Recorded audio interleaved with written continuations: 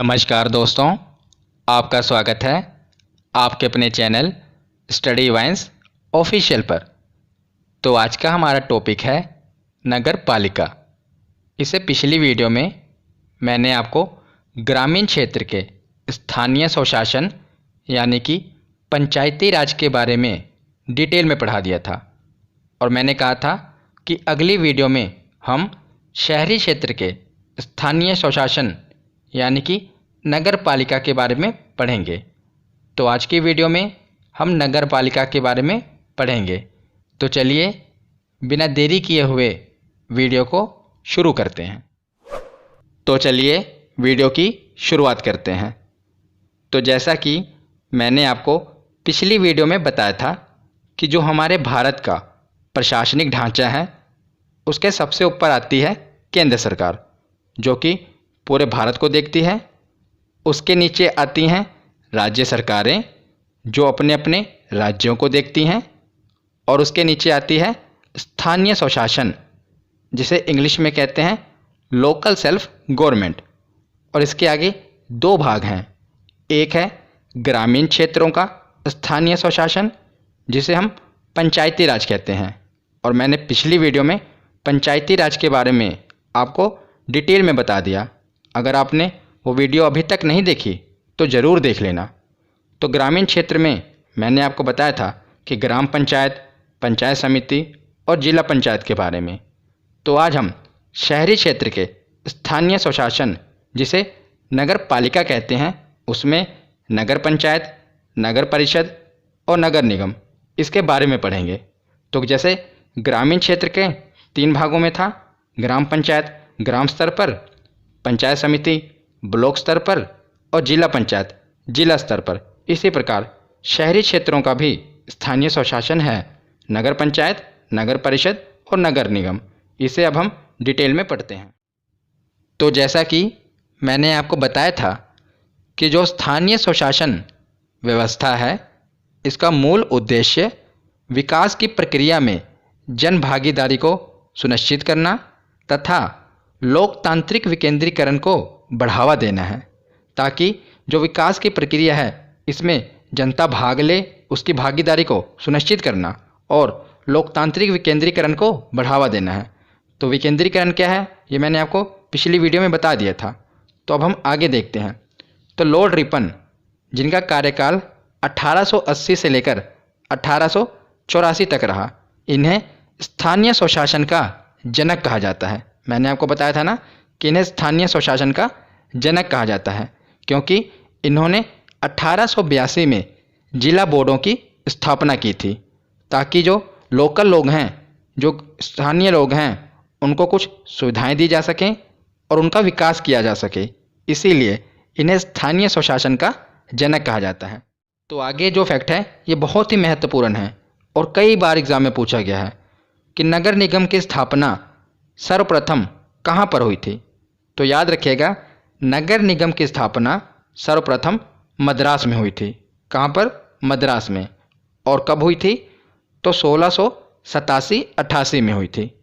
1687 में board of directors ने मद्रास में नगर निगम बनाने की अनुमति दी थी। तो नगर निगम बनाने की अनुमति 1687 में मिली थी और 29 सितंबर 1688 को मद्रास में सर्वप्रथम नगर निगम की स्थापना हुई थी। 1687 में अनुमति मिली और 1688 में नगर निगम की स्थापना हुई। और कहाँ पर हुई? तो मद्रास में हुई। ये याद रखिएगा। तो आगे देखते हैं। तो जो नगर पालिकाएँ हैं उन्हें अभी हम डिटेल में पढ़ेंगे, पर पहले मैं आपको जो बैकग्राउंड में जो महत्वपूर्ण चीज़ें हैं वो समझा रहा हूँ। अभी हम आगे उसे भी देखेंगे। तो जैसे कि मैंने आपको बताया था कि जो पंचायती राज व्यवस्था है उसे संविधान सभा द्वारा संवैधानिक दर्जा नहीं मिला था। उसी प्रकार नगर पालिकाओं को भी संवैधानिक दर्जा नहीं मिला था। तो सबसे पहले 1989 में राजीव गांधी जी द्वारा एक संविधान संशोधन लाया गया, 65वां संविधान संशोधन विधेयक। इसे संसद में पेश किया गया, जिसमें नगर पालिकाओं का वर्णन था। पर ये जो विधेयक था लोकसभा से तो पारित हो गया, वहाँ पर बहुमत था, पर राज्यसभा में पारित नहीं हो पाया, जिस कारण यह विधेयक कानून नहीं बन पाया। 2 साल बाद पीवी नरसिम्हा राव जी की सरकार आई और इन्होंने 74वां संविधान संशोधन पेश किया संसद के सामने और दिसंबर 1992 में यह लोकसभा से पारित हो गया और उसके अगले दिन ही राज्यसभा से पारित हो गया और 20 अप्रैल 1993 को, याद रखिएगा 1993 को, यह इस पर राष्ट्रपति जी ने हस्ताक्षर कर दिए। तो जब राष्ट्रपति जी हस्ताक्षर कर देते हैं तो वो बिल कानून बन जाता है। तो 1 जून 1993 को यह पूरे देश में लागू हो गया। जो ये बिल था कानून बन गया और यह कानून 1 जून 1993 को पूरे देश में लागू हो गया। ये डेट याद रखिएगा, 1 जून 1993। तो अब हम देखते हैं 74वां संविधान संशोधन। तो वो बिल कानून बन चुका है ना। तो 74वां संविधान संशोधन नगर पालिकाओं से संबंधित है और 73वां किससे संबंधित था? वो पंचायती राज से संबंधित था और 74वां नगर पालिकाओं से। तो इसके द्वारा जो ये संशोधन हुआ था, इसके द्वारा संविधान के भाग 9A में अनुच्छेद 243P से 243ZG तक जोड़ा गया, शामिल किया गया। याद रखिएगा कौन सा भाग जोड़ा गया? तो भाग 9A और अनुच्छेद 243P से लेकर 243ZG तक। ZG का मतलब क्या है?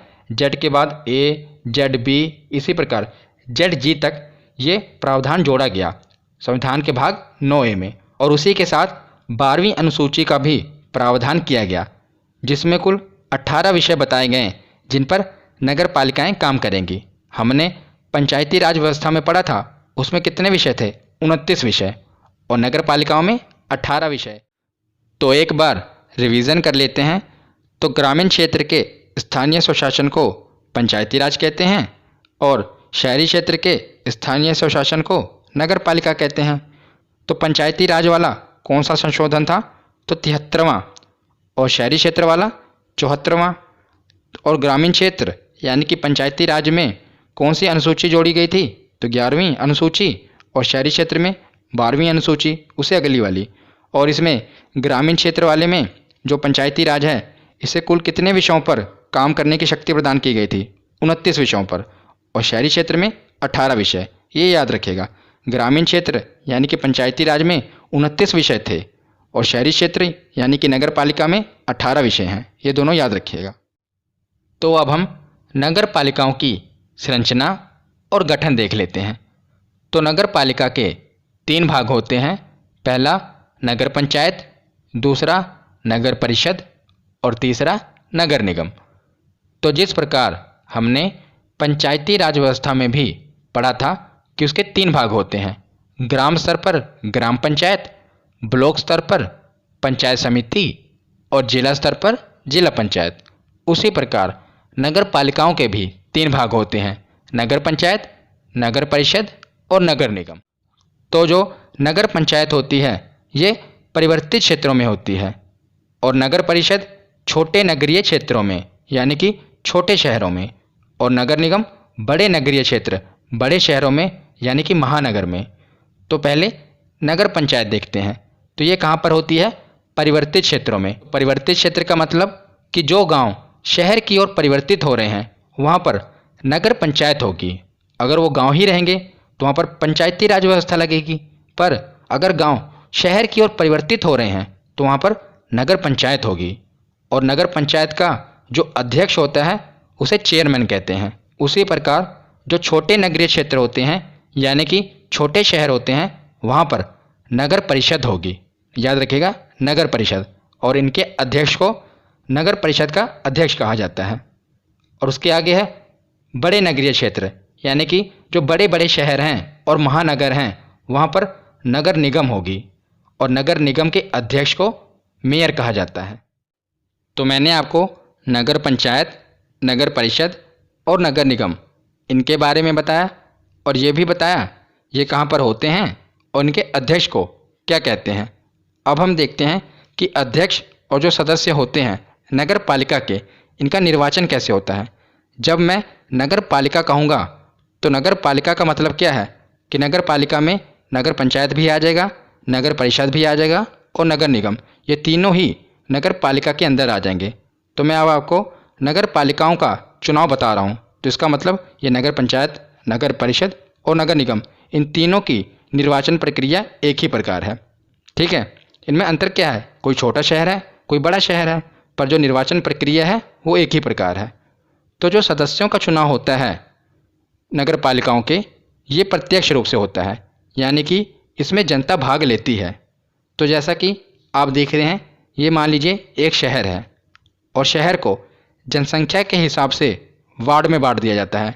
वार्ड नंबर 1, वार्ड नंबर 2, इसी प्रकार जिस प्रकार मैंने आपको बताया था ना पंचायती राज व्यवस्था में कि गांव को भी वार्ड में बांट दिया जाता है, उसी प्रकार शहरों को भी वार्ड में बांट दिया जाता है। वार्ड नंबर 1, वार्ड नंबर 2, इसी प्रकार। तो हर एक वार्ड से एक वार्ड सदस्य जीतता है, जिसे जनता चुनकर भेजती है। जनता भाग लेती है चुनाव में और हर एक वार्ड से एक सदस्य को जिताती है, जिसे वार्ड मेंबर यानी कि वार्ड सदस्य या पार्षद कहा जाता है। तो जो सदस्यों का चुनाव होता है ये तो प्रत्यक्ष रूप से होता है, यानी कि इसमें जनता भाग लेती है। पर अध्यक्ष का चुनाव प्रत्यक्ष और अप्रत्यक्ष दोनों रूप से होता है। कई राज्य अध्यक्ष का चुनाव प्रत्यक्ष रूप से कराते हैं, यानी कि उसमें जनता भाग लेती है, जनता चुनकर भेजती है।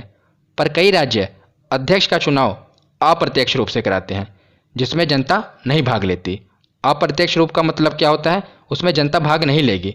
जनता जिन्हें चुनकर भेजती है वो आगे चुन लेते हैं। मतलब कि जनता वार्ड मेंबर को चुनकर भेजेगी, हर एक वार्ड से वार्ड मेंबर को चुनेगी और जनता उन्हें भेजेगी।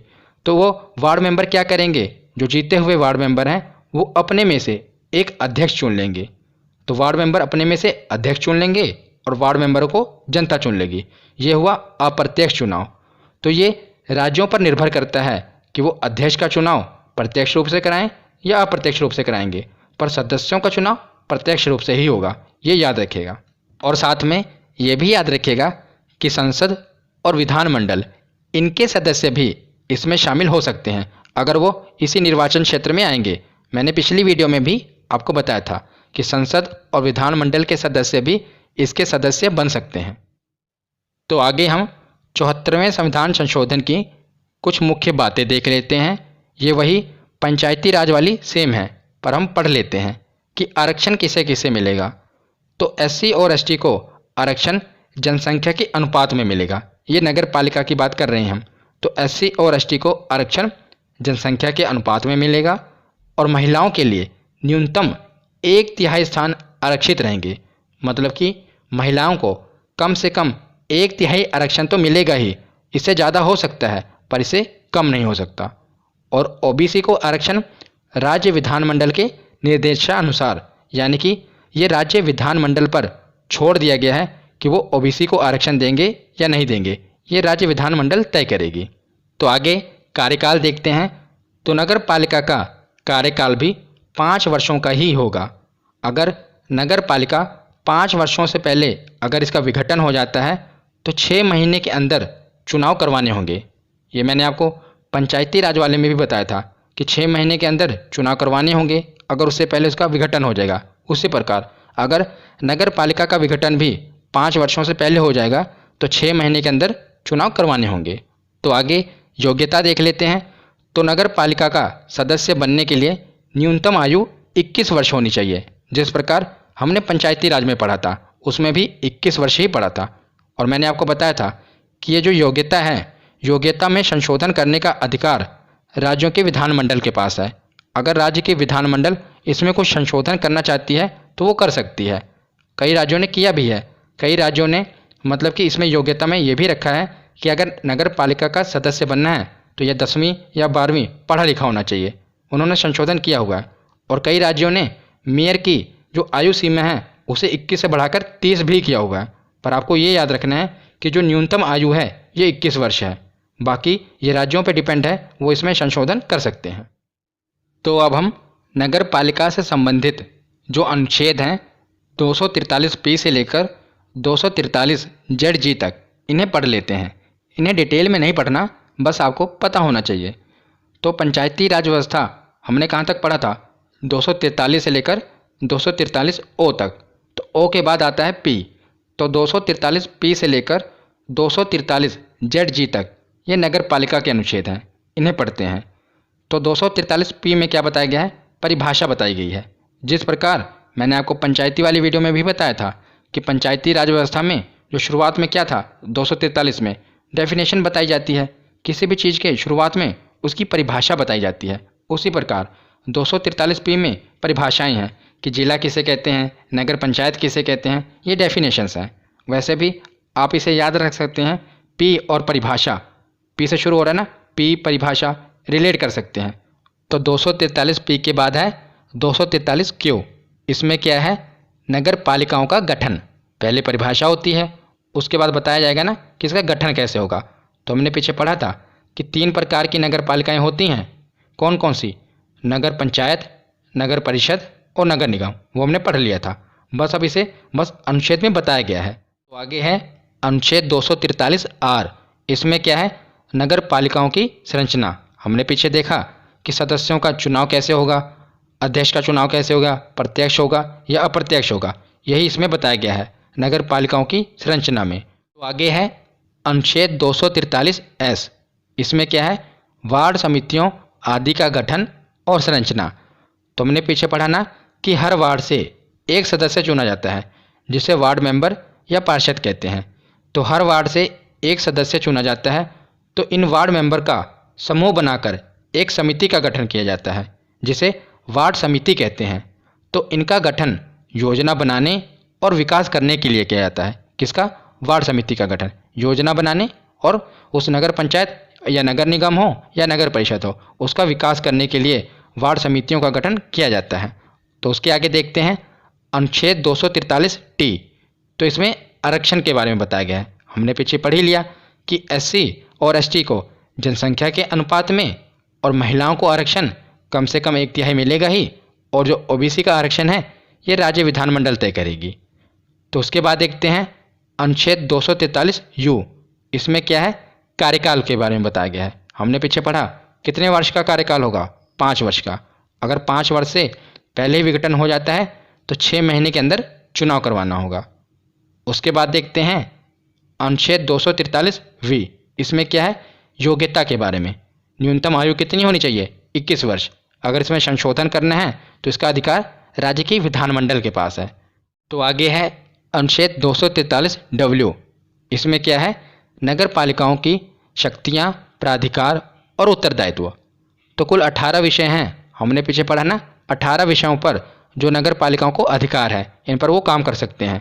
तो जैसे कि शहरों में पार्क बनाना, खेल मैदान, सड़कें बनवाना, पुल बनवाना, ये नगर पालिकाओं के अधिकार में आते हैं। तो आगे है अनुच्छेद 243 इसमें नगर पालिकाओं को टैक्स लगाने की शक्ति दी गई है। तो देखिए 243 इधर टैक्स में भी एक्स है, इसे आप रिलेट कर सकते हैं। तो 243 में नगर पालिकाओं को टैक्स लगाने की शक्ति दी गई है, क्योंकि अगर नगर पालिकाएँ कोई पार्क बनवा रही हैं, कोई खेल का मैदान बनवा रही हैं या कोई सड़क बनवा रही हैं, तो उन्हें वहाँ पर टैक्स लेने का अधिकार है। क्योंकि अगर इनके पास पैसा होगा तो वो आगे विकास के काम कर सकते हैं, इसीलिए इन्हें अधिकार दिया गया है।